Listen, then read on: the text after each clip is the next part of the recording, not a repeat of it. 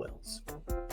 It is September 10th, 2025, and this is episode 548. And today we have Brian, Andy, and I am Jumi, and this is the Daily AI Show. Thank you everyone for joining the live stream, and to all of you who are watching just a little later. If you haven't already, click the bell, like, subscribe, and join the newsletter at thedailyAIshow.com. All right, let's do a quick lightning round of stories from everyone before we delve into this week's news adventure. Brian, what is your lightning round story? I wanted to start with this one, which is Zuckerberg caught on hot mic telling Trump, I wasn't sure how much to promise to spend on AI in the US. This may not actually be too big of a big deal. I mean, or I'd say Zuckerberg did a good job of sort of like smoothing it over. Here we go. I just want to make sure I had it so I could scroll. So basically what happened is Zuckerberg, which this Engadget article points out, has come a long way in terms of getting the praise and love of Trump, which I'll talk about in a second. They were at a meeting or otherwise talking about investment. And you can see it here. Trump turns to Zuckerberg and asks, how much are you spending, would you say, over the next few years? Zuckerberg responds with, probably going to be something like, I don't know, at least 600 billion through 2028 in the US. Trump seemed to approve. That's a lot. Thank you, Mark. It's great to have you. And then it says, but it was the hot mic moment that captured later between the two that was especially telling. Zuckerberg turning to Trump, apologizing and saying, sorry, I wasn't ready. I wasn't sure what number you wanted to go with. So Zuckerberg did respond to this, and he said, he later addressed it, and he said on Threads, and he said, it's quite possible we'll invest even more. And then he added, he had briefed the president on Meta's potential spending through 2028 and the end of the decade. I wasn't sure what number he was asking about, so I just shared the lower number through 28 and clarified with him afterwards. So, maybe nothing, just, like it's always interesting when a hot mic gets somebody.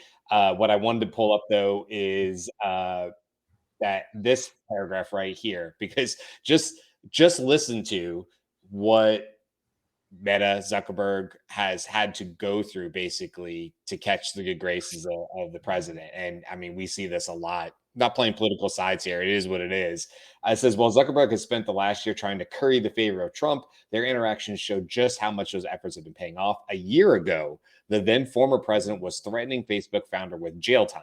Now, after donating $1 million to his inauguration, changing Meta's policies and renouncing DEI, adding a pro-Trump booster to his board, paying $25 million to settle a 4-year-old lawsuit, and several private meetings, the two seem to have patched things up. Not only is Zuckerberg promising to spend massive amounts of money in the US and on AI infrastructure, he's seemingly confirming that Trump approves of the specific number.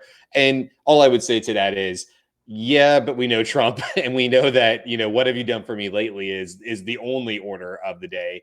And so we've seen this before where he has the good graces of it, but you can just as quickly be out of good graces as well, very, very quickly. So just wanted to bring it up, but AI is only going to make these hot mics more and more common, I think, because people aren't going to be realizing that there's a pendant and it's recording people. It won't be just the mic pack, like the literal, oh, I didn't realize I had a mic pack when I went to the bathroom, like these kind of things. That's a very physical thing. You're kind of aware of it. You didn't realize the mic was on. Somebody literally wired or mic'd you up. That's going to kind of go real fuzzy, I think, in the future here, guys. And like, there's just going to be more of these hot mic type things that are actually just AI transcribers that are grabbing conversations, and people don't have any mics on them and weren't aware that things are being recorded. So anyway, that's my hot, was it hot take? What do we call it? Fast take, hot take? Lightning round. Lightning round. Nowhere close. Sorry. That's my lightning round story. Andy, what do you got? Oh, well, I'm going to weave off of that one to put the 600 billion investment in the US into context.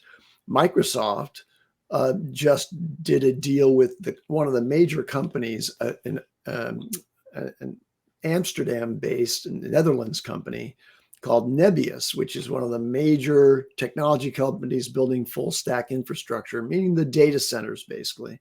And I have to surmise that when Meta says they're going to spend 600 billion, they're talking about adding data centers to support their inference costs, right? And plus their, model development, their open source model development, but largely to meet the demand from all of the different users, the billion level number of users that Meta has access to. It's going to be data centers. And so they're saying 600 billion in the US. Microsoft's saying we're going to add 400 milliwatts of data center capacity using Nebius. And that's to focus on, liquid cooled Nvidia H100 clusters. So not data centers running the latest Nvidia architectures. Why? Because Microsoft's probably, that's an intermediate step towards developing their own chip and not being reliant on Nvidia chips at all. Well, they'll still have to buy some Nvidia chips, right? And both of the firms, Microsoft and Nebius, pledged that this is going to be 100% renewable source energy, providing the power to those data centers for them. So 2 takeaways from this. One is the 600 billion that Meta is saying is going to build, that's going to buy a lot of data centers. And, to support Europe and Microsoft's target customers, they're talking about only 17 billion, across all of Europe. So that I just wanted to kind of give you the comparo there. But what also came to my attention, as is much more frequently now, who are the major companies that are supporting the big names we hear in the news all the time and are providing infrastructure to that. So it's not like, Meta is developing their own division that's running data centers. They're actually investing in the development of data centers, for their proprietary capacity, but it's other companies that are, companies that are actually operating those data centers. And Nebius, this Amsterdam company, is one of the major players out there that does that. So, I came across that story myself. It's pretty crazy too. As soon as they announced it, their stock went up 60% as well. So good day for Nebius. All right. For me, I think the quick story really is just hearing that Nvidia announced some new hardware. So this new Rubin CPX GPU series is 7.5 times more AI performance than the GB300. So which was their previous mainstay system. So Blackwell, you mean? That's what we refer to. Well, yeah, Blackwell's the overall family. Yeah. So these GPUs are supposed to work with the new Vera CPUs. They have their new system, Vera Rubin NVL144 CPX. It's a platform, comes with 100 terabytes of fast memory, 1.7 petabytes of secondary per second of memory bandwidth, and can do 30 petaflops of compute. So just another big advancement. NVIDIA, wow, they are definitely covering all the bases when it comes to the base tools to build and develop AI. Hardware is still where they live. And so that's my quick lightning round. Great. Can I elaborate on that one a little bit? Because it's not as simple as just increasing the sort of compute capacity of the chip. It's a new architecture that's part of what they're calling disaggregated inference process. So they're architecting for long context inference a set of tools, and this Rubin CPX GPU that's optimized for that is a part of that. But there's also software elements to it, and NVIDIA is involved in finding this sort of coordinated way to deliver an infrastructure that can do the increasingly demanding long inference tasks that are driven by these long context windows, million plus, eventually 10 million, tokens, maintaining coherence and reasoning across all of those tokens. So here's what's required primarily, that there's efficient allocation of both compute resources and memory. Because in order to reason across a very large context, you have to keep something in memory. And so there's 2 components to that. And so they've kind of broken down logically inference into two different phases. The first is the context ingestion phase. I've got to read all those million tokens. And then the generation phase. And at each one of those phases places different demands on the infrastructure, the processors that are managing it. So the context phase is compute bound and requires high throughput processing to ingest and analyze large volumes of input data. And then the generation phase is memory intensive because they've already kind of, in effect, done this sort of temporary training of the model by the context ingestion. Now it's got to go through this iterative step of reasoning to do that, and it maintains memory and statefulness at each step. So disaggregated inference, this new sort of architectural technology that Nvidia announces with this new GPU, the Rubin series is other GPUs too, but the CPX one is the long context window one. They're disaggregated. It looks at these phases independently and does them in effect in parallel, enabling targeted optimization of both compute and memory in this chip architecture. So you get all the benefits of inference advancement, but specifically designed for these very, very big context windows. Yeah, I really did like how they were pushing the million token context window and being able to support that that entire context, and then specifically calling out for video, right? Hour-long video has sort of been the sort of gauging bar of how much you could understand of video.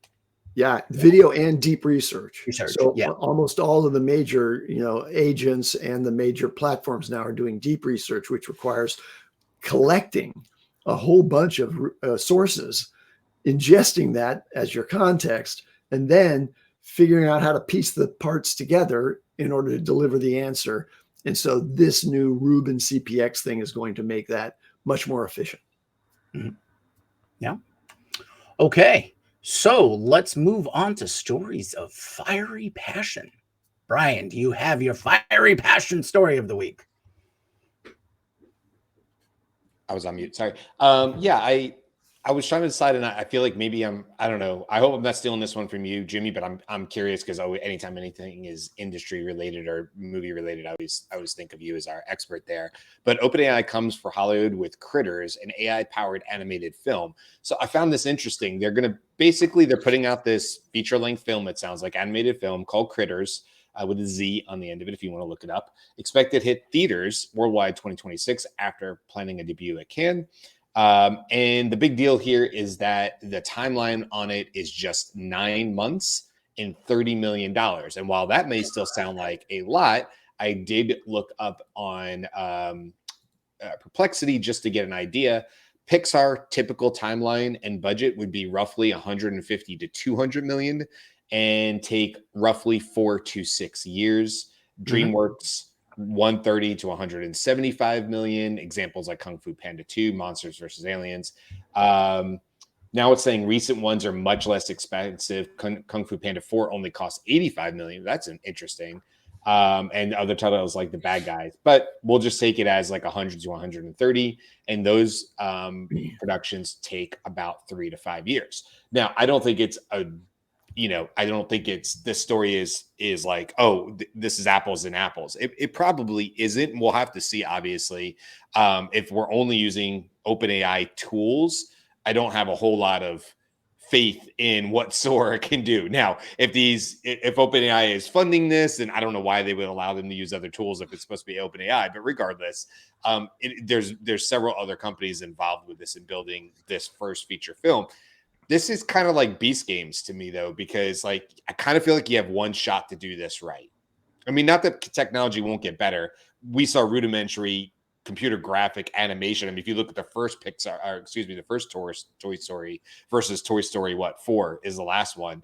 They almost look like different films. That the quality is so ridiculously better, right? So, I mean, obviously, films went out at the technology of the time, and that'll be no different here. But obviously, people are also, they've got AI in their sights in terms of Hollywood. So it's sort of interesting to me. OpenAI is not waiting for somebody else to doing this. It seems like they're getting in. Not that I think they necessarily have aspirations. Maybe they do to make feature films down the line. It's more like a POC just to kind of show what's possible. And I mean, we heard the budget. So number one, even on the low end, it's at least half and more like 2.5 less than maybe the cheapest of the big budget films we've seen out there. But the timeline, that's the big one. Now, I will say this, and this is what I see what you think, Jimmy.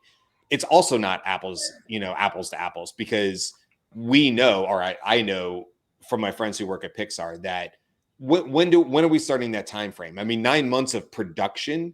We know that Pixar puts in a lot of upfront time on honing that story. That could go on for years. So, like, are we saying 9 months from the minute there's no animation or no drawing or no renderings, nothing, to a fully produced film is 9 months? That's still obviously much faster than probably Pixar, DreamWorks is doing that. And I'm sure they're getting more efficient every year.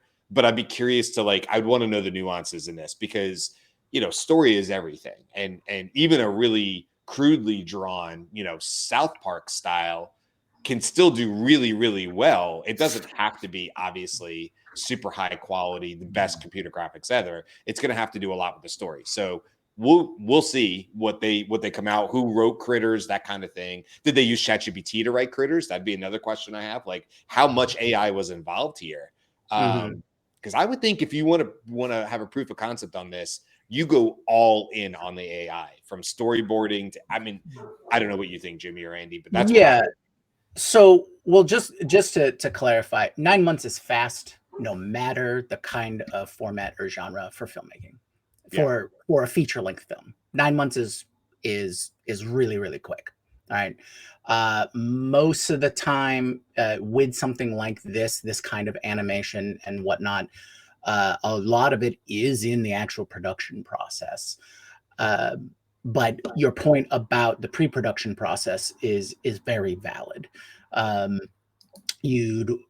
There's a lot of planning and honing and fixing things, even all the way up to when you're ready to lock it in and start either drawing or animating and things like that.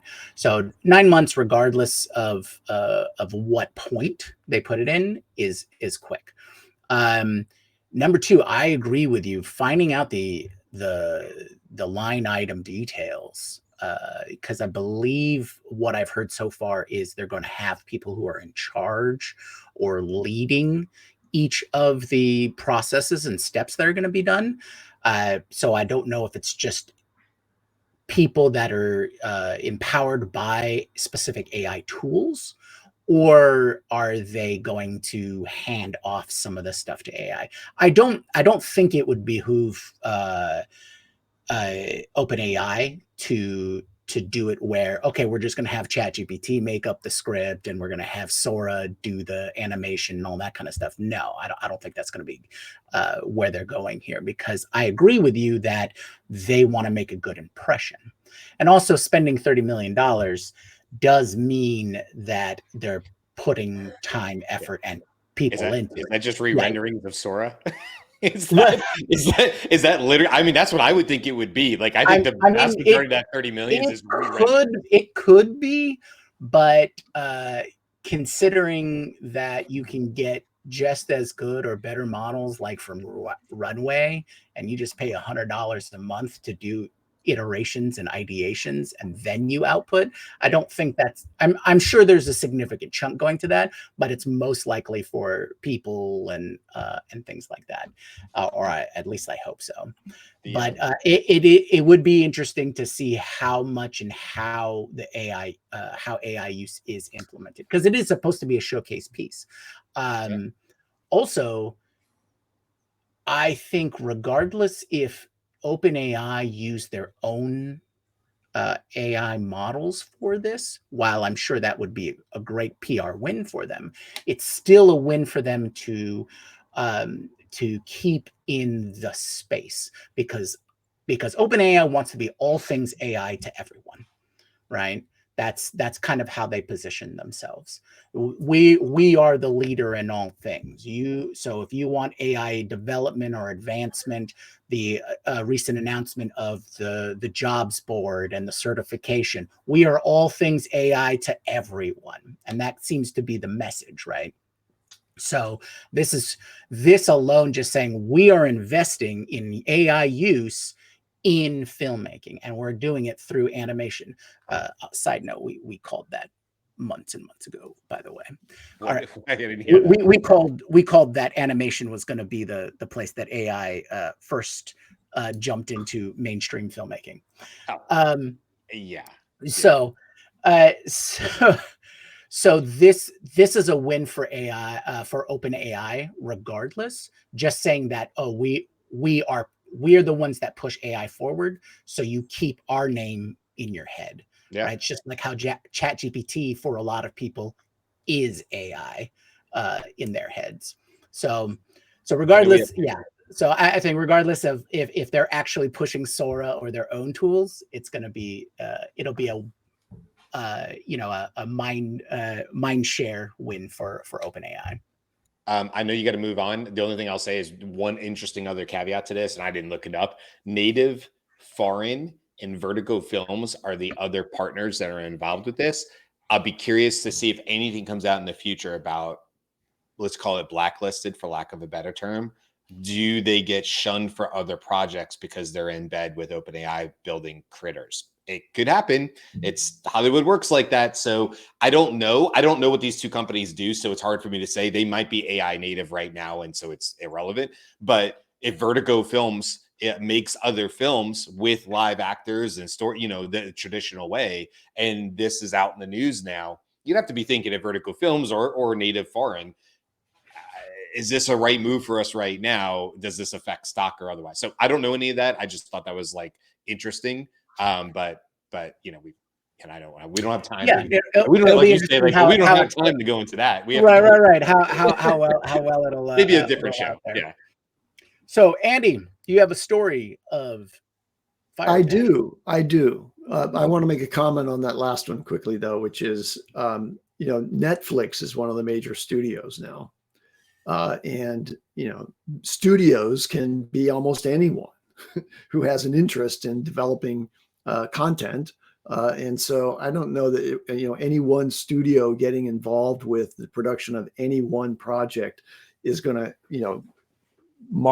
tar and feather them in the rest of the industry. I don't think there's going to be a war that way. They're really independent, and they're producing content that tests the content. And then if it's great content, it wins, and so on. So I'm skeptical that it will have damaged those studios for collaborating with OpenAI.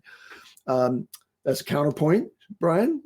And now I want to dive down a rat hole here, which is SpaceX and Starlink. So I want to weave together a couple of things that I've seen over the last week. One is, an astronomer saying, look, Starlink is poisoning astronomy. There are so many objects streaking across the sky now at low Earth orbit, basically, that, it's messing up all of our ability to use astronomical tools to look into deep space. And so what does that do? That advantages the whole idea of moving an astronomical telescope onto the moon so it's free of what Starlink's going to do. Okay. Now, SpaceX has basically monopolized US and global space delivery. And so you have SpaceX and Starlink kind of occupying the space, so to speak. So I wanted to talk about something that Elon Musk just bought. He's spent $17 billion, pocket change for him, to buy EchoStar's spectrum licenses in the telecommunications arena. So what that does is it gives SpaceX direct control of the wireless bandwidth needed for their satellite to phone plans, right? They're going to make it so that you're going to be able to use Starlink, not just for internet, but also for telecommunications, like for phone access. And so they won't be working with the carriers for access to cell phones. They'll be providing their own vehicle for communication via cell phone. So they have those spectrum licenses now. And what this means really is that they own spectrum, but what they got was leverage over the entire wireless industry, because they can just say, you know, hey, we're going to offer our Starlink network bandwidth, you know, in competition with your cell towers. Like, think about the investment that the major, you know, companies, AT&T, Verizon, even Comcast is involved. They're all building towers everywhere here for cell. And what if it's replaced by Starlink and this spectrum that he's now purchased to do that? And so, as a final point on this, there's a certain fear of monopolization of key infrastructure for society that's happening in the hands of a single network of companies underneath a single, you know, multi-hundred billionaire. And that's concerning. And so what I weave that together with is a little blurb I saw about a politician providing some advice to the Democrats, saying, you know, the game has changed entirely. And when the Democrats ultimately, or if ever they do regain power in Congress, what they should do is they should play hardball in a number of ways. And one of the ways they suggested was to nationalize SpaceX and Starlink. So I'll just drop that little thought bomb there. That would be interesting. Yeah, that would be interesting. Yeah, I see. I know what you're saying. My brother's worked in telecom for his whole career, really. And you know, just we still joke with him. It's the same way that I joke with my buddy Dave, who's at Pixar, to bring back the Pixar thing. And I would just use, like, I'm talking about 25 years ago. My buddy Dave would say, like, oh, that's not animation, that's rotoscoped. And us, his friends and stuff like that, picked up on that term rotoscope, and then we used it for the next 20 years, just to the disdain of my buddy Dave, who wishes he had never said that term to us, because we're like, that's rotoscoping, right, Dave? He's like, 20 years ago, we're not even talking about that anymore. Anyway, rotoscoping is when you would trace over, like, if anybody wants to know what that is, that's where you would trace over live action stuff. My point to it for the telecom, to come back to it, quick squirrel on that one, is my brother would talk about triangulation. He's like, it's all about triangulation of the towers and stuff. Same thing. I come to my brother and I'm like, Jim, is that triangulation? Is that what we're talking about here? And he's like, we haven't talked about this in a long time. Sometimes you just got to throw the one word, you know, and throw it back in there. But anyway, my point to all of that is the upkeep of the towers, like you said, Andy. Like, how quickly are we going to go? We're going to be non-terrestrial, right? We're going to leave Earth, and everything is going to be from, you know, satellite down. The speeds, the latency are all pretty much there now. It's really just about, you know, full coverage. I mean, hell, I'm sure we'll talk about Apple today too, and their announcements yesterday. But you know, even my phone now has SOS on it, right? Which basically is a contract so that it can talk to the satellites for times when I would have no other cell coverage, to help you if you get lost on trails or just don't have cell coverage. You have this SOS backup now on your phone. So it clearly exists. So how soon before this is the way all of that communication is eventually done? So, you know, you have a good point about, you know, does it become nationalized or something? I don't know. Andy Halliday pointing out when all telecommunications was that key point in history when they were all put under one controlling force. Hey, listen, these transcripts live forever, man. So listen, you know, if Andy says it and it becomes truth, somebody on the internet is going to go back and go, look, on September 10th, 2025, this guy, Andy Halliday, kind of nailed this on the Daily AI show. I don't think I was the only one. You'll get a marker in Wikipedia somewhere. You know, it'll be a little citation, a little side note. You know, all of a sudden Andy Halliday will show up in Wikipedia. So you never know. I say we just keep saying stuff until one of them hits. It's kind of like a lot. If you talk long enough on this show, yes, well, just keep throwing darts. You talk long enough on this show, and God knows we have. We're 500 plus hours of talking, at least on the short side.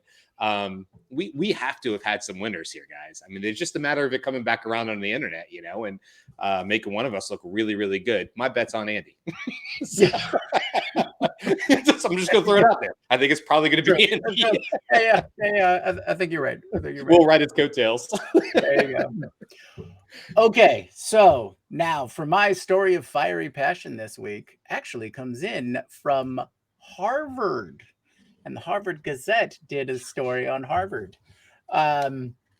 So the Harvard Medical School has designed a model called PD Grapher using a graph neural network, or a GNN. And what it does is it helps with drug discovery. Right? They were looking here, I'll frame it this way. Most drug discovery right now done with AI is trying to find what drugs in combination will be effective, right? Well, PD Grapher takes a slightly different approach to it. What they're looking at is what kind of combinations of elements and or drug ingredients can be used to rebuild the health in diseased cells. So they created a data set of, of diseased cells. Then they created a data set of healthy cells. They created a data set of what kind of elements gave indicator on how a cell can go from diseased to healthy. So this is a slightly different tack on how to approach drug discovery. So they initially tried it out with their whole library of available drugs now, and reconfirmed how some drugs that are still in testing, their model has reconfirmed that those particular drugs actually were effective. And then the field that they're studying, the kind of diseases, were all different forms of brain affecting diseases, such as Alzheimer's and Parkinson's and things like that. So, and so what they were able to find was a couple of candidates that indicate that they can heal the actual cells, as opposed to either trying to attack it from the outside. This is sort of like an inside out kind of approach. And so this PD Grapher takes this kind of viewpoint in finding the right kind of drug combinations. Now, what does this effectively do? Well, essentially what it does is it will identify the best single or combined targets for treatments that will correct the disease process, right? It takes a look at a bigger picture to find the compounds that can reverse the signs of the disease in the cells. Even though they don't know exactly which molecules, the scientists don't know which molecules or compounds may actually be acting on it. It actually works on the effect rather than the cause. And I guess that's a different way to look at it. So PD Grapher points to the parts of the cell that might be driving disease. Then it simulates what happens if these cellular parts are turned off or dialed down. And then the model offers an answer to whether a disease cell would happen if certain targets were hit.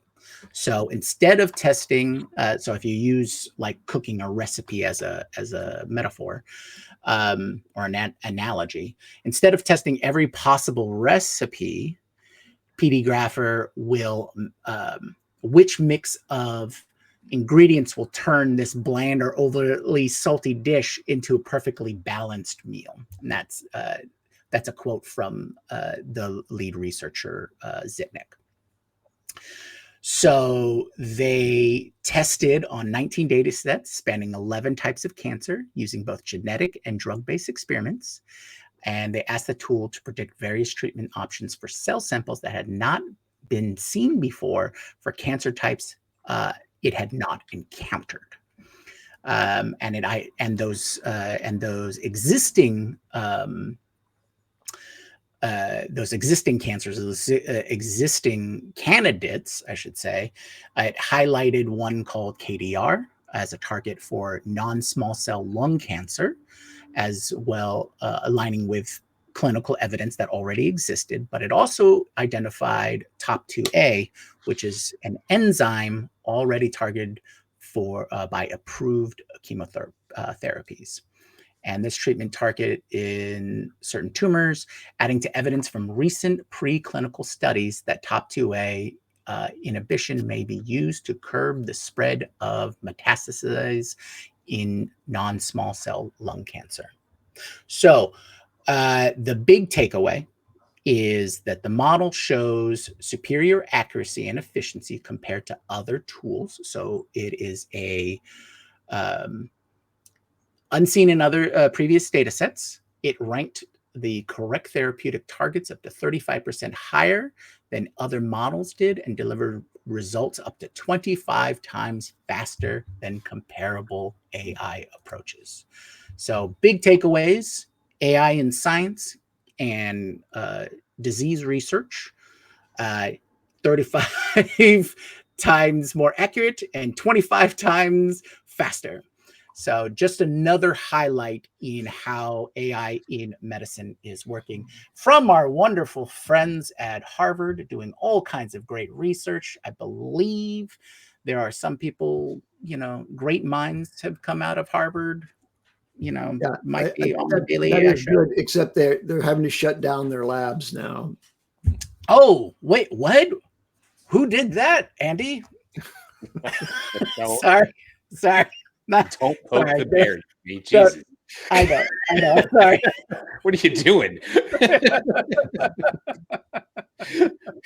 In other news, can I pivot? Go for it. Hey, you know, we talked about been talking a lot about education. We just had a good show on it not too long ago. And here we go. More news on that. September 9th. So just literally yesterday, AI Quest bringing AI literacy to the classroom. Ooh, that's just what we were literally talking about. This happens a lot on our show. We talk about it. Google hears us. Then they put out brand new products within 48 hours, which is really the more impressive part, is that they're able to turn something into like AI Quest after listening to our show live. It's amazing what they can do over there at Google DeepMind. But regardless, in all seriousness, this is created by Google Research in collaboration with the Stanford Accelerator for Learning. AI Quest invites students ages 11 to 14 to step into the shoes of Google researchers, applying AI across climate, health, and science. It's our latest effort around AI literacy in classrooms, not only teaching the next generation how to use the technology, but also inspiring them to use AI to make a positive impact on the world. You can learn all about that by looking up AI Quest by Google, and there's a lot more in here. We did a whole show on this, so I didn't want to spend too much time on it. But very cool. Love seeing this stuff come out yet again. Just like we're saying on the show, we're seeing the big players. Number one, they want to be in all the classrooms. We talked about that on the show. Go back and listen to it from a couple of days ago. But also, they're the ones that are like putting out the actual education. And the more free education you put out there, the more learning, fun environments like that capture students' attention and make it fun for kids to learn about AI literacy. Guess what the schools are going to start using more of? And then all of a sudden the schools are using Google Gemini, and you see how this goes. So I will go play with it. I know it says for 11 to 14, but I'm going to go play. And if I think it's kind of cool, I'm definitely going to, an age appropriate, I'll definitely bring it to my daughter. And maybe it's something her and I will mess around with a little bit. She's on the upper end of that age range. So sometimes these can be a little like, 11 to 14 is a big age range. Let's be honest, as far as where a child is. So sometimes they can be a little too simplified. So we'll have to look at it and see kind of where it lands. But if it's cool, then hey, what a great way to help students learn how to do critical thinking and solve real world problems using AI. I'm all for it. Very cool. Very cool. I have a round of really quick ones. Like I mentioned at the top of the show, Microsoft is now going to be putting Anthropic AI into their Office 365 apps. This is a deal.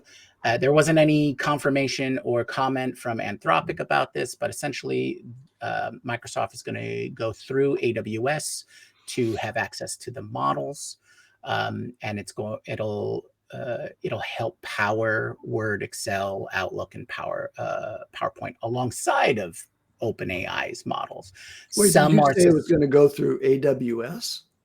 Yeah, AWS is a partner with Anthropic to provide models. So they're going to purchase the access to Anthropic models through AWS. So they're not integrating Anthropic into Azure.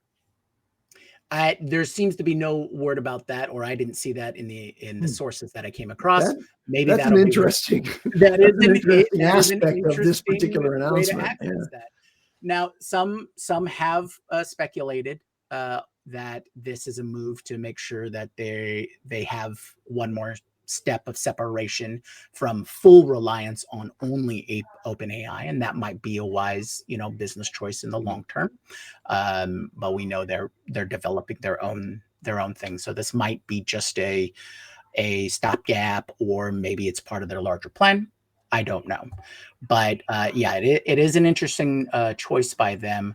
And then some of other speculated that the Anthropic models are just better at some of the types of output that they're looking for in this, sort of organized data and PowerPoint slides and things like that just come out better in Claude, apparently, or I should say Opus, than in ChatGPT 5 right now.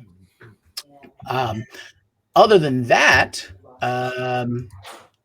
weaving on some updated news from Anthropic, they are restricting, they're changing up by restricting some of their sales to certain regions. They want to restrict certain regions due to legal, regulatory, and security risks. However, companies that are from these restricted regions, including adversarial nations like China, continue to access their service through various ways. So they're starting to take a look at that and lock down that kind of access as well. Databricks, if you don't know, has been around for a little bit, and they were still in their Series K funding round, but they were able to close that just the other day. So they raised $1 billion.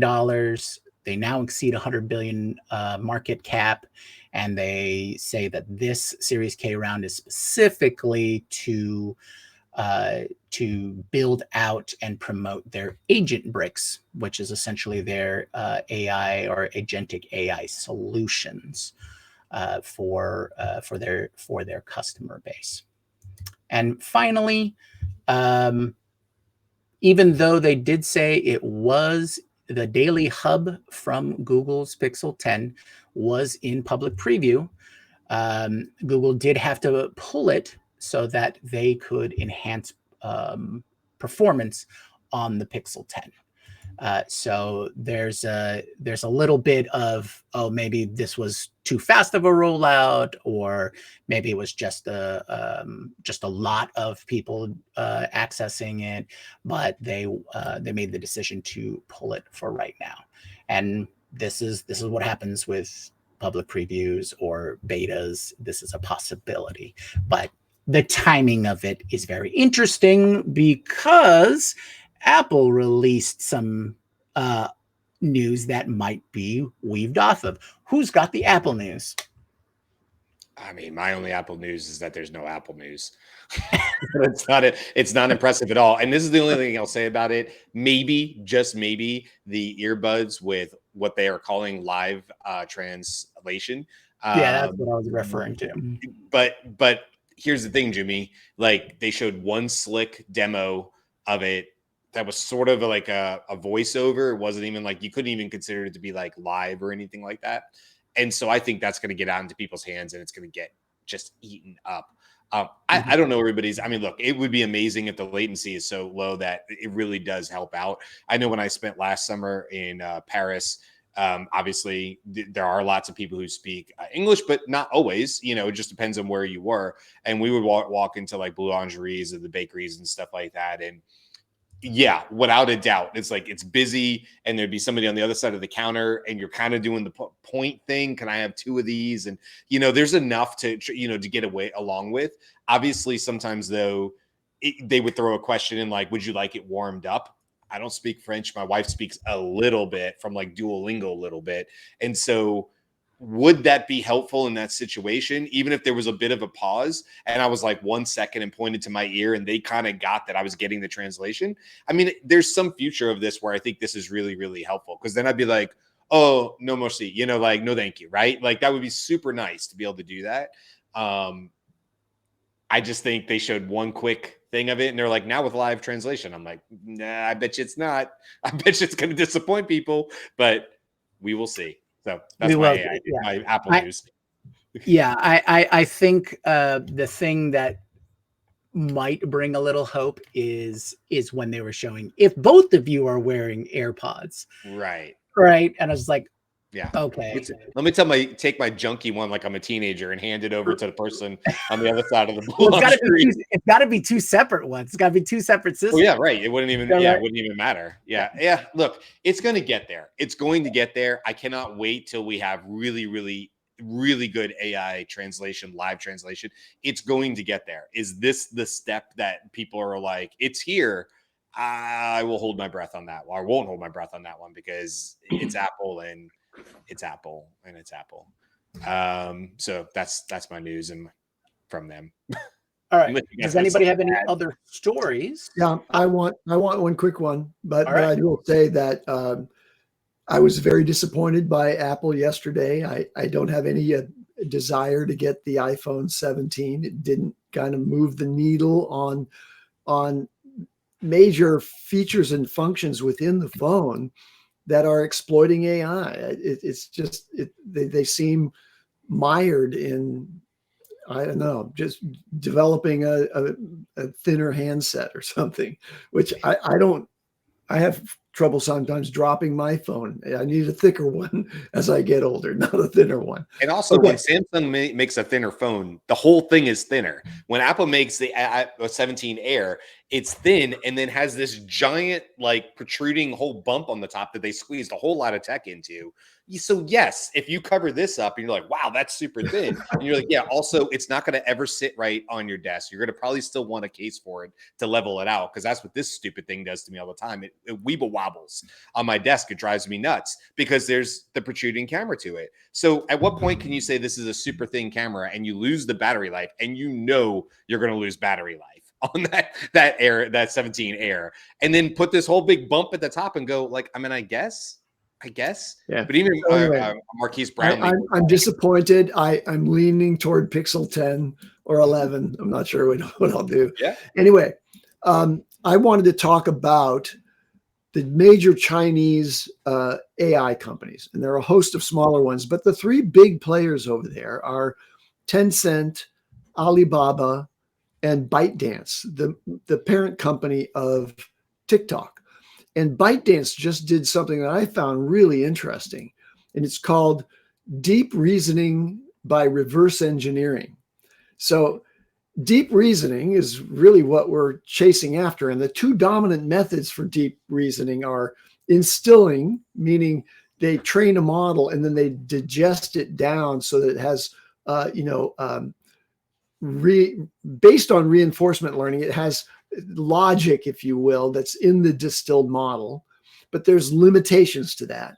And then pure reinforcement learning at inference time is struggling for various reasons, most of which are what's the right reward model in order to, pick the right path of reasoning. So ByteDance just introduced reverse engineered reasoning, REER. I say, here's what they did. Instead of building a reasoning process that's forward through the trial and error process, like let's test a lot of different alternatives, evaluate each one of them, and then pick that one as the right path to go down in this sort of branched logic approach, or imitation, which is, we understood that the step-by-step reasoning was really just, the model is kind of positing that it took these steps. It didn't really. It's just imitating something that's in its pre-training data. But what they did is they said, okay, we're going to work backwards from known good solutions to then use the computer's inference capability to discover the step-by-step deep reasoning process that would have produced that result.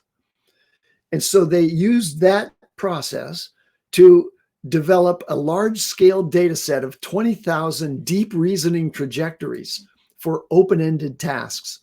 And then they built a model based on training on that data set. So it's learning from 20,000 case examples of reasoning trajectories. So true known logical paths. And then its new model called Deep Writer 8 billion can do the same kind of reasoning on any kind of task. And when it's trained on that data that they built, it not only surpasses the strong open source baselines, but also competes at the reasoning levels with GPT-4o and Claude 3.5. So it's just demonstrating a new approach to the development of deep reasoning. And it's successful, even with a small set. 20,000 is not a huge set of training data for reasoning. And yet it's meeting the standards, not of the most advanced reasoning models out there like ChatGPT-5, et cetera, but it's at the level of GPT-4o and Claude 3.5. That's really cool. Like, I love always hearing about like these new methods. They're like, oh, that's like an offshoot of this method. It's like slightly different, but here we're doing it this way now. That's really cool. Hey, Jimmy, can I share like 2 really quick ones? Go for it. And I promise I'll keep them quick. One, I just recommend people checking out this video if you're interested in the type of things that Nano Banana can do. It's been in the news a lot, but now we're starting to have some time where people are building really interesting things. Oftentimes you're going to see it's Nano Banana plus something, right? And I thought this was really interesting. It's Nano Banana just unlocked AI motion graphics from Futurepedia. I don't know that I've seen videos by this gentleman before, but this really kind of got me because what he's showing is by using Nano Banana to do a first and last frame of, like, in this case, I have it on my screen, a graphic, and then using another tool, and he mentions a few from Midjourney to others to basically animate like between these 2 timestamps. I thought was like real, or keys, really. It's like a key in Adobe between these 2 keys. I thought was really, really cool. And this is an awesome use case. If you're trying to take like your presentations to the next level, this is kind of like one of the things you could do. And he was pointing out like how quickly you can do it, where this would have taken a while. Free pick, those won't have a watermark, but I'm just going to show where he shows it moving. Let me see if I can get to it really quick. There you go. So something simple like that, just the ability to take a start and an end with something like Nano Banana, basically saying, give me this chart. And you can see he's showing on the screen right now. Like, I took this chart, I made it look a little more snazzy. Then I said, remove the bar charts from it. So it had basically the starting point, and then he wanted what the end point was. But this is just the beginning of it. You can see he did something similar with, like, it would be like an educational piece about the horn of a rhino. If I know it sounds weird if you're not watching this, but go check out this YouTube video. Nano Banana just unlocked AI motion graphics by Futurepedia. If you're interested in using Nano Banana and just seeing what it can do once it gets into it itself, probably won't do the animations, or I know it won't, but there are other tools that will. And so he explains it. I haven't even watched the whole thing, but I just found this really, really interesting. And I just love when there's an AI use case that's like, oh, that's actionable, like literally today. I have things that I could think of if I had an hour where I could make a presentation deck for a client better today using this exact same process in a fraction of a time that it used to. And then I know I said I wasn't, but I'm going to circle back to this really quick. Nope. Show on screen. Show the other one. And it doesn't show my Anthropic notes. I know I said I was going to leave this one alone, but some interesting things that I saw about this film Critters. So I'm circling back because I think this is stuff that like adds to the topic. Okay. This was an original short film by somebody at OpenAI. So that's where it came from. It's being produced in 9 months. We heard that. Budget's under 30. Here's some other things though. It involves artists drawing sketches that are enhanced and animated using OpenAI tools, including DALL-E GPT-5. Human actors will provide the character voices. It was created by Chad Nelson, who's, like I just said, at OpenAI. Its writers were involved with Paddington in Peru. They contributed to the script, so that answers some questions about that. It's a profit sharing model for the 30-person team working on it. So that's how they're helping pay people back. I thought that was interesting. And last but not least, copyright concerns. While the AI output can't be copyrighted, the use of human created sketches and voices may allow the film to be copyright eligible. So just wanted to throw that in there because I was like, okay, I wasn't going to talk about it. And then I was like, oh, wait, there's like some really extra cool pieces of nuggets of information that are important for that. So I'll stop there. I have more, but I just wanted to get those out real quick. Well, I appreciate it because those are the kind of details that we definitely wanted to dive into. Okay. Well, I think we're going to wrap up there today. So, thank you everyone for joining us in chat, to all of our viewers and subscribers. And please continue the conversation in our Slack community. Just head over to dailyaishowcommunity.com to sign up. Tomorrow, we have AI agents that will change how we shop forever. And then Friday is our free flow recaps, reframes, and rabbit holes. So until then, we'll see you all tomorrow, and aloha.